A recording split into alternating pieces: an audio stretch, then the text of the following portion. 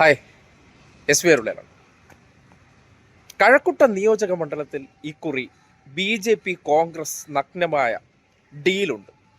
അത് വ്യക്തമായി ബോധ്യപ്പെടുകയാണ്. കാര്യം അങ്ങനെ പറയാനുള്ള കാര്യം, കഴക്കൂട്ടത്തെ മത്സരത്തിന് കോൺഗ്രസ് ഉണ്ടോ എന്ന് ചോദിച്ചാൽ ഉണ്ട്, ഇല്ല എന്ന് ചോദിച്ചാൽ ഇല്ല എന്നും പറയാം. അതായത് ശരത്ചന്ദ്ര പ്രസാദാണ് കേരള രാഷ്ട്രീയത്തിലോ കോൺഗ്രസ് രാഷ്ട്രീയത്തിലോ തീർത്തും അപ്രസക്തനായിട്ടുള്ള ഒരു നേതാവാണ് ശരത്ചന്ദ്ര പ്രസാദ്.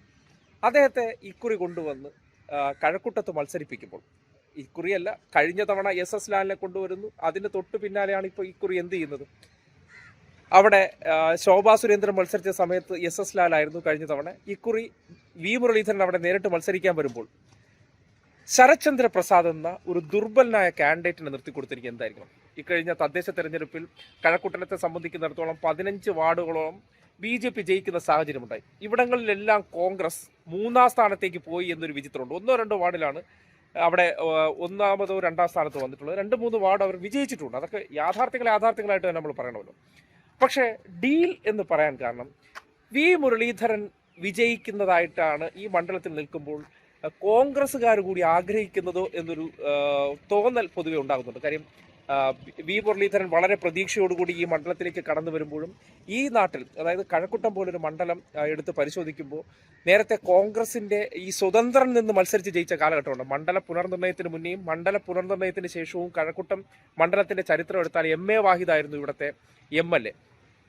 അവിടെ നിന്ന് കോൺഗ്രസ് ഇന്ന് 3ാം സ്ഥാനത്തേക്ക്, അതായത് 20% താഴിലേക്ക് അവരുടെ വോട്ട് ശതമാനം കുറയുമ്പോൾ BJP അവിടെ ഒരു വലിയ എഡ്ജായി മാറുന്നുണ്ടെങ്കിൽ ആരായിരിക്കണം ഇവിടെ BJP വളർത്തിയത് എന്ന ചോദ്യം പ്രസക്തമാണ്. അവിടെ ഡീൽ അവിടെ തൊട്ട് തുടങ്ങുകയാണ്. കാര്യം ഒരിടത്ത് കോൺഗ്രസ് നശിക്കുകയും ആ സ്ഥാനത്തേക്ക് BJP കടന്നു വരുന്നുണ്ടെങ്കിൽ, ഇടതുപക്ഷത്തിന്റെ വോട്ട് ഏകദേശം കുറയാതെ ആ നിലയ്ക്ക് തന്നെ തുടരുന്നുണ്ടെങ്കിൽ എന്താണ് മനസ്സിലാക്കേണ്ടത്? ഇന്നലത്തെ റിപ്പോർട്ടർ ചാനലിലെ മീറ്റ് ദ എഡിറ്റേഴ്സ് എന്ന പരിപാടിയിൽ ഡോക്ടർ അരുൺകുമാർ പറഞ്ഞ ചില കാര്യങ്ങളുണ്ട്, നിങ്ങൾ കേൾക്കണം.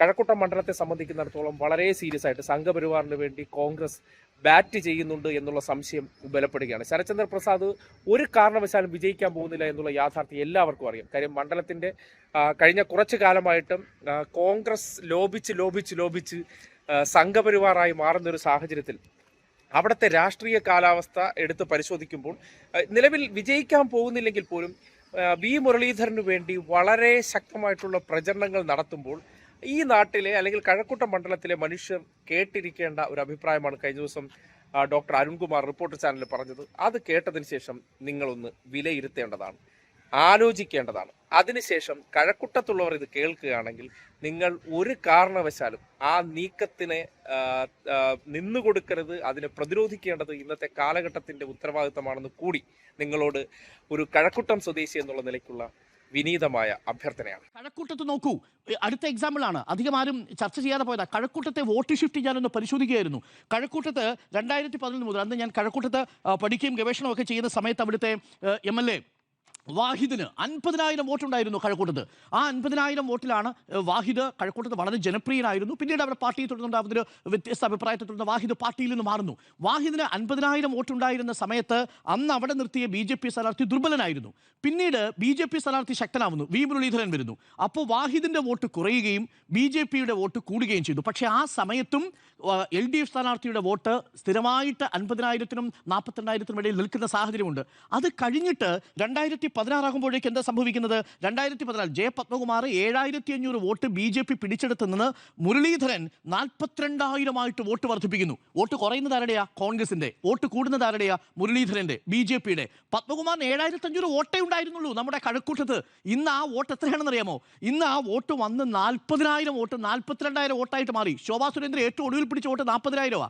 V മുരളീധരൻ അവിടെ പിടിച്ച വോട്ട് 42,000. അവിടെ ആരുടെ വോട്ടാണ് കുറഞ്ഞത്? എന്നിട്ട് അവിടെ കൊണ്ട് നിർത്തിയ സ്ഥാനാർത്ഥി ആരാണെന്ന് അറിയാമോ? SS ലാലിനെ കൊണ്ട് കഴക്കൂട്ടം പോലെ ഒരു മണ്ഡലത്തിൽ ഏത് നിമിഷവും BJP റാഞ്ചിക്കൊണ്ടു പോകാവുന്ന 42,000 വോട്ട് വാഹിദിന്റെ സമയത്ത് തന്നെ നേടുന്ന ഒരു 40,000 വോട്ടുകൾ വാഹിദിന്റെ സമയത്ത് തന്നെ നേടുന്ന ഒരു സ്ഥാനാർത്ഥി അവിടെ കൊണ്ടിട്ടിട്ട് ആ സ്ഥാനാർത്ഥി ദുർബലനായി SS ലാൽ. ശരി, കഴിഞ്ഞ തവണ SS ലാലിനെ അവിടെ മറ്റൊരു താല്പര്യത്തിന് പുറത്തിട്ടു എന്ന് കരുതുക, വന്നാൽ ആരോഗ്യ വകുപ്പ് മന്ത്രി എന്ന മട്ടിലിട്ടു എന്ന് കരുതുക. പക്ഷേ 2026 ആകുമ്പോഴേക്കും ആ മണ്ഡലം, കഴക്കൂട്ട മണ്ഡലം A ക്ലാസ് മണ്ഡലവും വിജയസാധ്യത BJPക്കുള്ള മണ്ഡലവുമല്ലേ? ആ മണ്ഡലത്തിൽ ശബരിമല ചർച്ച ചെയ്യപ്പെടുന്ന വിഷയമല്ലേ? എന്തെങ്കിലും ആത്മാർത്ഥത ഉണ്ടായിരുന്നെങ്കിൽ ഒരു മുതിർന്ന നേതാവിനെ കഴക്കൂട്ടത്ത് നിർത്തണ്ടേ? അവിടെ ആരാ നിർത്തിയിരിക്കുന്നത്? ശരത്ചന്ദ്ര പ്രസാദിനെ അവിടെ നിർത്തിയിരിക്കുന്നത്. കഴിഞ്ഞ തവണ ശോഭാ സുരേന്ദ്രൻ 40,000 വോട്ട് പിടിച്ചെടുത്ത് ഇപ്പൊ വി മുരളീധരനാണ് നിൽക്കുന്നത്.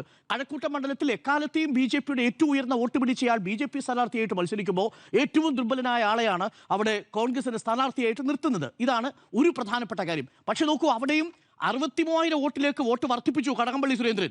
50,000-ൽ നിന്ന് 13,000 വോട്ട് വർദ്ധിപ്പിക്കുക ചെയ്തത് കടകംപള്ളി സുരേന്ദ്രൻ. അപ്പോൾ കേരളത്തിൽ കോൺഗ്രസ് CPM BJP ഡീൽ എന്നുള്ളൊരു ആരോപണം നിയമമണ്ഡലത്തെ മുൻനിർത്തിയോ കഴക്കൂട്ട മണ്ഡലത്തെ മുൻനിർത്തിയോ പറയാൻ കഴിയില്ല. അപ്പോൾ പിന്നെ എവിടെയാ പറയാൻ പറ്റുക?